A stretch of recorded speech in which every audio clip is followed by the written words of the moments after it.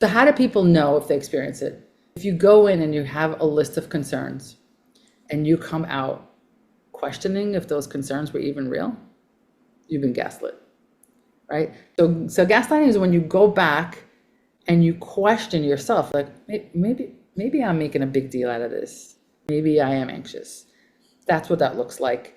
But it's the nuanced gaslighting that's harder to pinpoint because you're at a disadvantage in the exam room. And so if the doctor says everything's right, well then I guess everything's right. Like for me, when I go to the doctor, I trust that you know more about what's going on, medically than I do. So when I'm giving these list of symptoms and you cross them off, I'm like, oh, well then I'm healthy. Patients, you just said it. We are trained from our very first visit to trust, to leave our power at the door, right? And not ask questions, to be small, to be agreeable, to be a good patient.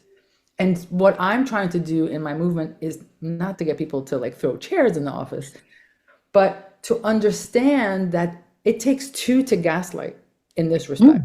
It takes, so yes, they're doing their thing, but we're coming in, I am sure that each one of you women have been in a boardroom or some sort of room. You came prepared, you were not taking no for an answer, and you closed the deal.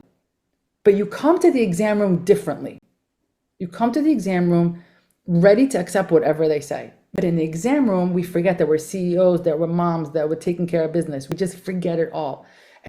How do we change ourselves to show up in the exam room differently?